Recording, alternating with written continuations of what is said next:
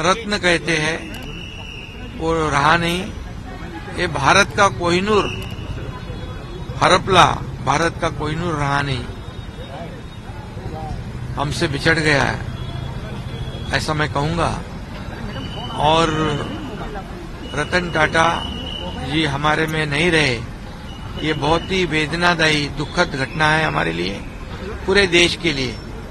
पूरे देश का एक अभिमान था, हमारे महाराष्ट्र का भी अभिमान था। एक इतने बड़े ओहदे पर पहुंचने के बाद इतना सीधा साधा रहना, जमीन से जुड़ा रहना, ये बहुत कठिन काम वो करते थे। मैं जब मुख्यमंत्री बनने के बाद पहले उनके घर गया था, तब मैंने उनको देखा, मेरे से जो बात किया उन्होंने, जो इतना व्यक्तिमत्व जो है उनका, डाउन टू अर्थ, एक सीधा सादा रहना, मराठी में हम कहते हैं सादी राहणी उच्च विचारसरणी। और लाखों लोगों को उन्होंने उद्योजक बनाया। उनकी इंडस्ट्री बहुत पुरानी है और ऐसे टाटा कंपनी के वो सर्वे सर्वा थे। और आज मैं यही कहूंगा कि उनको देखकर लोगों में ऊर्जा आती थी, प्रेरणा आती थी। और वो हमारे महाराष्ट्र और हमारे भारत देश का अभिमान है, स्वाभिमान है। उन्हें हमारे सरकार ने उद्योग रत्न पुरस्कार, उनको कई पुरस्कार मिले, पद्मश्री, पद्म विभूषण, और जो भी पुरस्कार उन्हें मिले, उनको देने से उस पुरस्कार की ऊंचाई बढ़ गई। ऐसे उनका कर्तृत्व था। और लाखों करोड़ों लोगों को खुद के पैरों पे खड़ा करने का काम उन्होंने किया है। सिर्फ उद्योजक नहीं, तो एक देश सेवा, देशभक्ति से प्रेरित वो ये व्यक्तिमत्व थे। ऐसा इंसान होना, दोबारा मिलना, ये मुमकिन नहीं है, मुश्किल है सर। और इसलिए मैं उनको महाराष्ट्र सरकार की ओर से और महाराष्ट्र की तमाम 12.5 करोड़ जनता की ओर से भावभीनी श्रद्धांजलि अर्पित करता हूं। उनका आदर्श लेकर आगे बढ़ना, उनके आदर्शों पे चलना, यही उनके लिए सच्ची श्रद्धांजलि साबित हो सकती है। 10 बजे से 4 बजे तक उनको एनसीपीए में दर्शन के लिए लोगों के लिए रखेंगे, ऐसा उनके रिश्तेदारों ने कहा है। और उसके बाद आगे की अंतिम विधि उनका होगा, बदली में होगा, ऐसा कहा होगा। मैं फिर एक बार उनको भावपूर्ण श्रद्धांजलि अर्पित करता हूँ।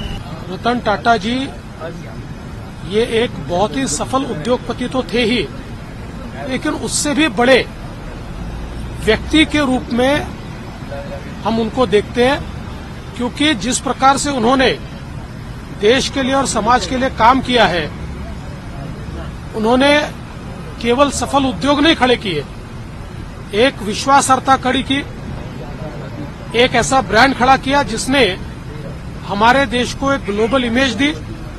और उसके साथ साथ अपनी संपत्ति को टाटा ट्रस्ट में विलीन करते हुए उन्होंने इस विश्वस्त व्यवस्था से, ट्रस्ट से, जिस प्रकार के फिलेंथ्रोपिक काम उन्होंने किए हैं, चाहे वो शिक्षा के क्षेत्र में हो, चिकित्सा के क्षेत्र में हो, रिसर्च के क्षेत्र में हो, बुनियादी क्षेत्र में हो, समाज और देश के उपयोगी जो कार्य उन्होंने टाटा ट्रस्ट के माध्यम से किए हैं, मैं ऐसा मानता हूं कि जितने महत्वपूर्ण उनके उद्योग हैं, उतने महत्वपूर्ण ये कार्य भी है। इसीलिए एक बहुत बड़े मन का व्यक्ति आज हमारे बीच से चला गया है। देश के लिए ये बहुत बड़ा नुकसान है।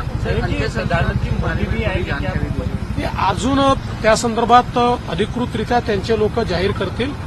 आता जी काही माहिती मला देण्यात आली आहे, उद्या एनसीपीएमध्ये 4 वाजेपर्यंत त्यांना ठेवण्यात येणार आहे आणि त्याच्यानंतर अंत्यसंस्कार होतील। पण या संदर्भात जे काही अधिकृत घोषणा आहे ती त्यांनी केलेली अधिक योग्य असेल। मुझे लगता है कि भारत हैज लॉस्ट इट्स रत्ना। रतन टाटा उन जैसे लोगों में से हैं जो सिर्फ उनके निजी लोगों के लिए काम नहीं करते हैं, पूरे समाज के लिए जो उनका योगदान रहा है। टाटा मेमोरियल हॉस्पिटल हो, आबाजी थाते कैंसर हॉस्पिटल हो, जो उन्होंने रूरल डेवलपमेंट के लिए किया है, जो युवाओं के लिए वीसीज को लेके फंड किया है।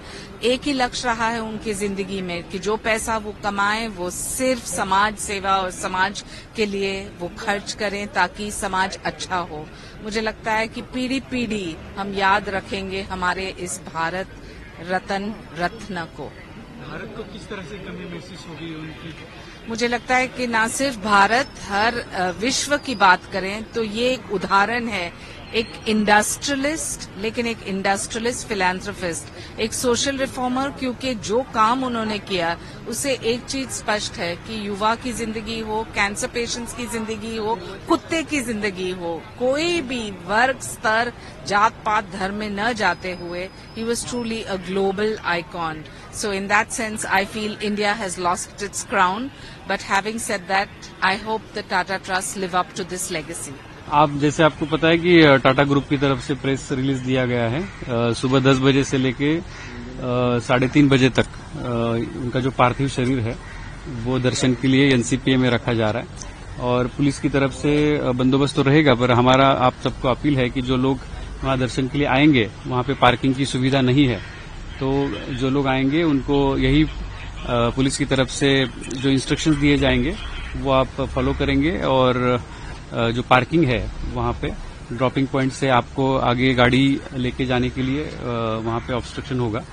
तो जो भी लोग वहां आना चाहते वो अपना पार्किंग की फैसिलिटी कहाँ पे अवेलेबल है वो देख के वहां पे आने की कोशिश करें। सर वो कौन से रूट तक आप लोगों ने पार्किंग रिस्ट्रिक्टेड की है, कुछ थोड़ा सा विस्तार में बता दें। जी, सिर्फ जो एनसीपीए का जो एरिया है जहाँ पे विनय के शाह मार्ग है और मुरली देवरा चौक है, एयर इंडिया जंक्शन के आगे, वो वाला जो पोर्शन है वहां पे पार्किंग रेस्ट्रिक्शंस रहेगा और वहां पे जो लोग आएंगे उनको 10 से 3 बजे तक दर्शन वो ले सकते हैं, परंतु वहां पे पार्किंग की फैसिलिटी नहीं है। सर मराठी में कई बड़े वीआईपी आने के संभावना है, कौन सी वीआईपी के आपके पास नहीं, उसके बारे में कुछ कमेंट नहीं कर सकता मैं। हमारा सिर्फ पुलिस का जो बंदोबस्त है वो वहां पे और रूट पे भी लगा हुआ है। Thank you. मराठी सर आज दिवसभरात अंतिम संस्काराची काय वेळ असणार आहे, कशा प्रकारचं मुंबई पोलिसांकडून नियोजन करण्यात आलेलं आहे? आपल्या सगळ्यांना माहिती आहे की टाटा ग्रुपतर्फे प्रेस रिलीज जारी करण्यात आलेली आहे। रतन टाटा यांचे पार्थिव शरीर एनसीपीए मध्ये सकाळी 10 वाजल्यापासून ते दुपारी 3 वाजेपर्यंत दर्शनासाठी ठेवण्यात येणार आहे आणि तिथे जे लोक येणार आहे दर्शनासाठी त्यांना पोलीस दलातर्फे आवाहन करण्यात येते की त्या ठिकाणी पार्किंगची व्यवस्था नाहीये, त्यामुळे आपण येताना जास्तीत जास्त ट्रेनचा वापर करावा, लोकल ट्रेनचा वापर करावा आणि जर आपण वाहनाने येणार असाल तर ड्रॉपिंग पॉईंटच्या पुढे आपल्याला वाहन पुढे घेऊन जाता येणार नाही। तिथे असणारे जे पोलीस अधिकारी असतील त्यांच्या सूचनांचं आपण पालन करावे अशी आपल्या सगळ्यांना पोलीस दलातर्फे आवाहन आहे।